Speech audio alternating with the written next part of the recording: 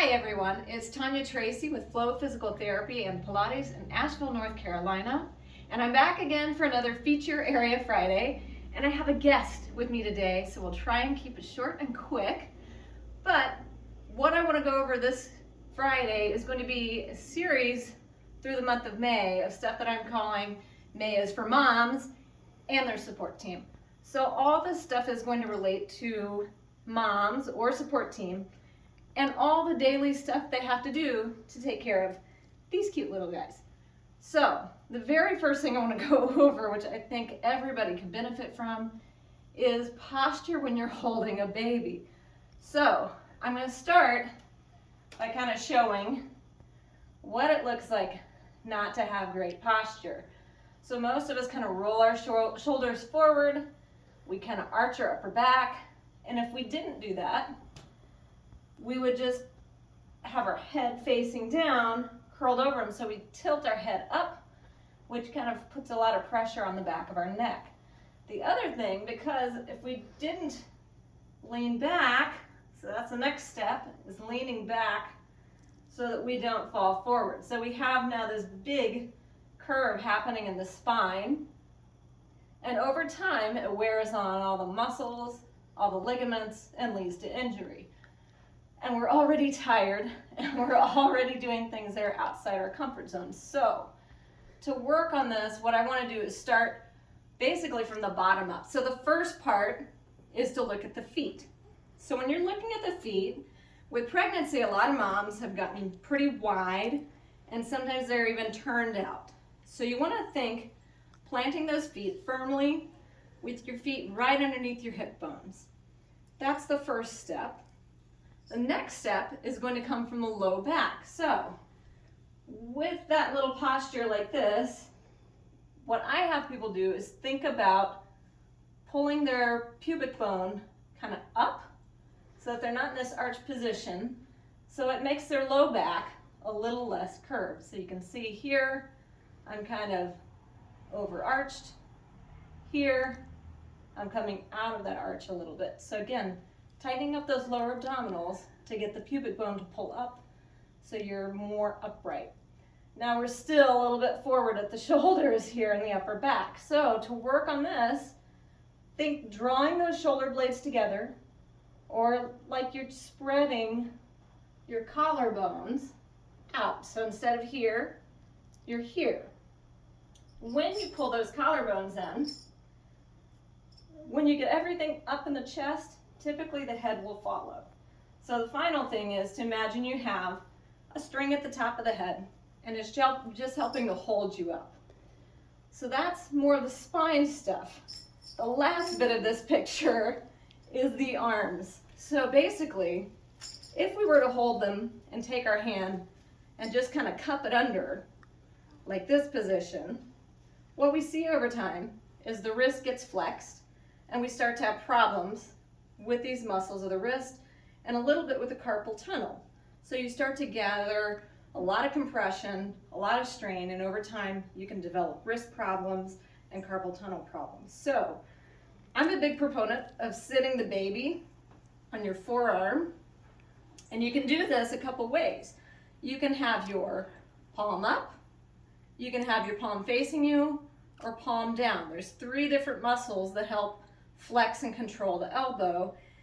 The strongest is going to be the palm up, but you can rotate through. If your arm is getting tired, you can give that bicep a little break just by turning things so that's not so much stress.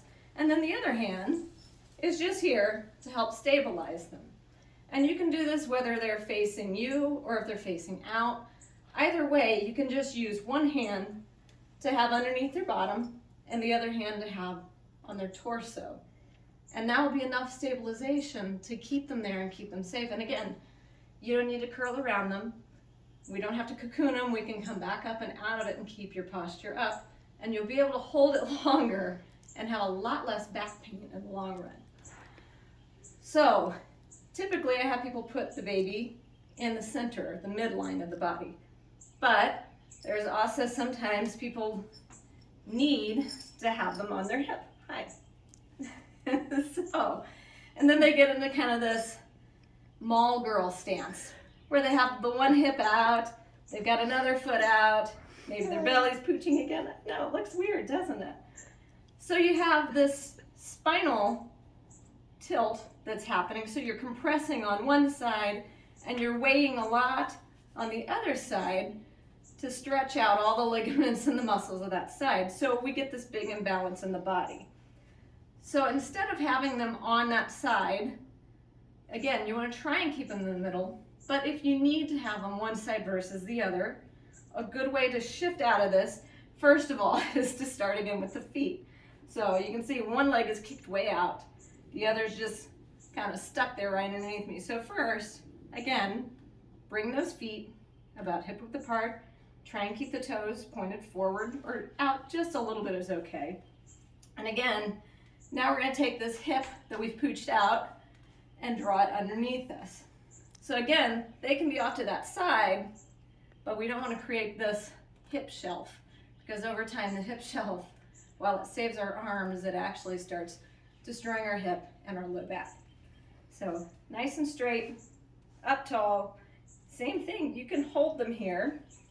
It's a little harder to do the forearm stuff, so you can put your hand, as long as you keep it straight, underneath to support, and use the other hand to kind of clasp. And then they're sitting here like they've got their own little chair and they have their arm over you. So they're pretty secure. And if they're small, again, you can face them towards you, and if they're smaller, you might be able to get away with having them on your forearm with just a hand here. So those are some baby carrying methods. Even when you use these carriers, which carriers are a fantastic thing, they save your arms, but same thing still applies. So if they're on the side when you're carrying them, still you're not doing the hip shelf. If you have them on your front, you're not doing this sunken posture here where you're arching your low back this way and arching your upper back this way. You still want to be upright even if you have a carrier. The carrier, when they get big enough to put them on your back, even though they can't see out possibly as well, it is actually better for your body because it's not all back muscles doing the work. When they're on the front, you have a lot of back muscle doing work. When you switch the baby to the back in a carrier, you then start using your abs more. So it's actually a little bit safer for your body over time. So that is it for today.